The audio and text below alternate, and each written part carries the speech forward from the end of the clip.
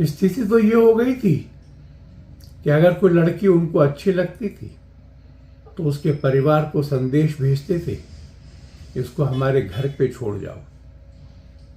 आतंक का मारा वो परिवार अपनी ही बेटी को घर पे छोड़ जाता था। से वहां की सरकार, रूलिंग पार्टी और मुस्लिम गुंडा तत्वों के गठजोड़ की गंभीर खबरें आ रही हैं। 4-5 जनवरी के दौरान एनफोर्समेंट डायरेक्टरेट की एक टीम 24 परगना के संदेश खाली गांव में शेख शाहजहां के यहाँ पीडीएस स्कैम के बारे में जांच करने गई थी।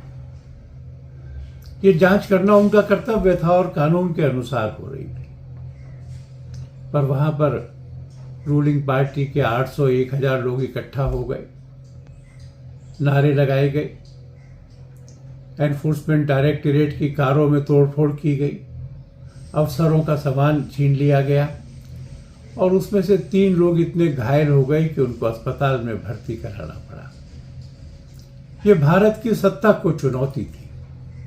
वहां के राज्यपाल ने भी इस बारे में चिंता व्यक्त की थी, वहां की कोर्ट ने भी चिंता व्यक्त की थी, पर जब इस मामले की आगे जांच की गई तो बड़े हृदय विदारक तथ्य सामने आए। उसका वहां राज चलता है, पुलिस का नहीं चलता, सरकार का नहीं चलता।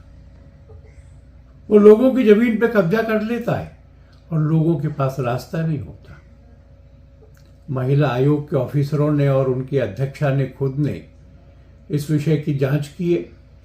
वहां के हाई कोर्ट में भी ये मामला उठाए और उसमें से चिंता की बात यह है कि इसको और इसके लोगों को उस क्षेत्र की महिलाओं के साथ में दुर्व्यवहार और बलात्कार करने की खुली छूट थी।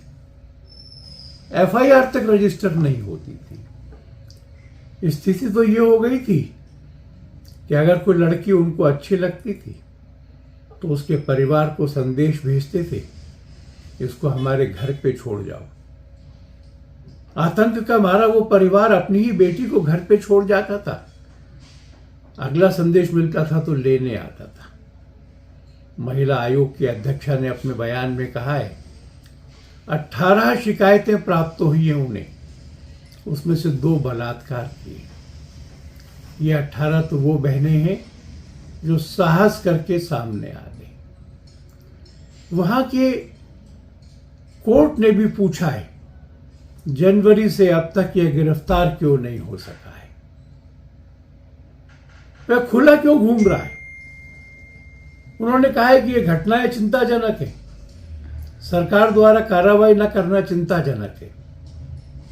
यह कितना दुर्भाग्य है कि जहां एक महिला मुख्यमंत्री हो वो इन सब घटनाओं पर कार्रवाई न करे और जो लोग वहां मिलने जा रहे उनको रोके, बजाय इसके कि वो शेख शाहजहां को दोषी ठहराए, वहां जाने वाले अधिकारियों को और कार्यकर्ताओं को दोषी ठहरा रही है। हाई कोर्ट ने अनुमति दी कि शुभेंदु अधिकारी वहां जाएं, अनुमति दी कि वृंदा करात वहां जाएं।